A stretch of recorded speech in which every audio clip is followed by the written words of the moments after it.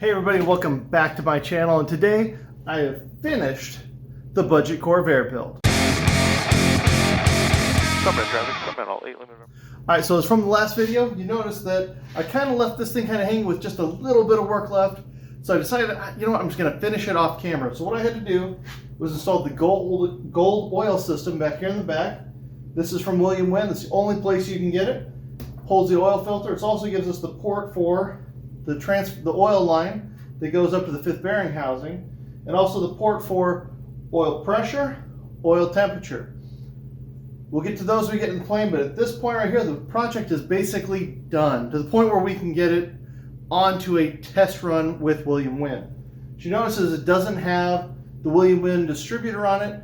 That will come later. But to get to this point, everybody's been asking, I'm going to give you a breakdown of the cost to get from where I started at all the way to here. All right, so part of how I got the cost down to where I got them to, this engine was kind of a unicorn, so let's talk about some of that. Number one, it came with already forged pistons, so I was able to use those, saving myself several $100s. The second thing is I spent some time and some research and learned a lot about what's required to make a very good valve job, and I used some local shops, had to send out to William Wynn. So this was done by several different shops, but in the end I saved a couple of $100s over getting the SPA heads. So again, about $300 was saved just here, just looking at the pistons, and then about another $400 I saved in how I did the heads. Other places I saved some money, as we move over here, is on the starter. So for the starters, if you look at them on William Wynn's site, they're about $400 or $500. I was able to get this one for about $200, mainly because this is the older version. This is the heavy starter, and because of that, there's a lot of people moving to the lightweight starter that are willing to sell their current setup at a discount. So if you look around here, there's lots of places where I was able to save money by either both sourcing parts that had been used before, or by let's just call it sheer luck, having the correct pistons already in the motor, and then being able to spend some time and some effort and get the heads done. Now, I don't recommend all of this, but it was a way that I was able to save a lot of money. All right, so I got a page here breaking down everything that I spent. So going through it to the last video, I had a total of $4,838. That included most everything. Let's go through that. It was the camshaft, safety shaft, hybrid studs, mag particle inspection, spray paint, Loctite, main bearings, rod bearings, piston rings, valves, gaskets.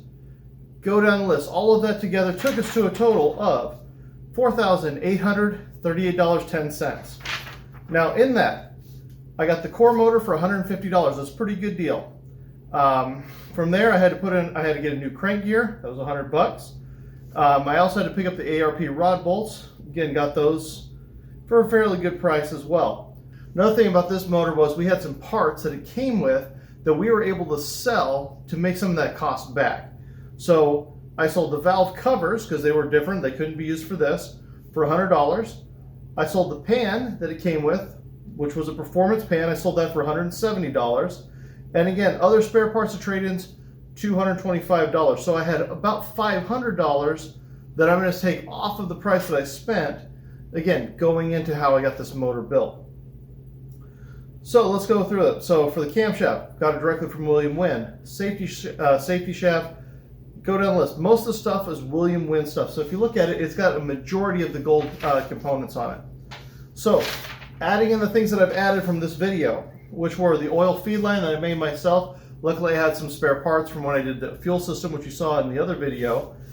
But that was about $70 in parts. We put in the dipstick, that was $25.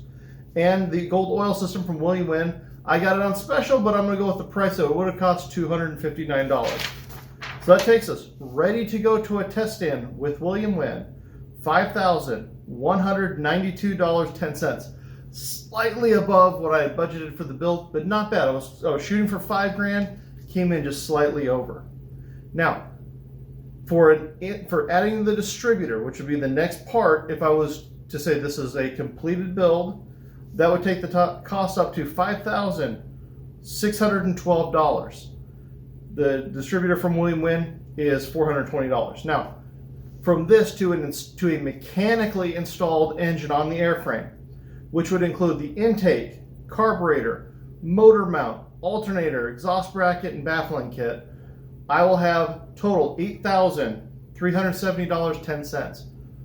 That's a great deal for a 100 horsepower motor. So as we continue the series on, we're done building the motor, but what's going to happen next is we're going to see this motor installed on that 601 HDS I'm building for my father. It's going to be a cool plane when it's all done, but we're going to move on to actually getting that plane done, and from now on you'll be seeing that type of content along with some flying still. So until next time, guys, I'll see you later. Get back in the garage and start building stuff like this. It's a bunch of fun. See you guys next time.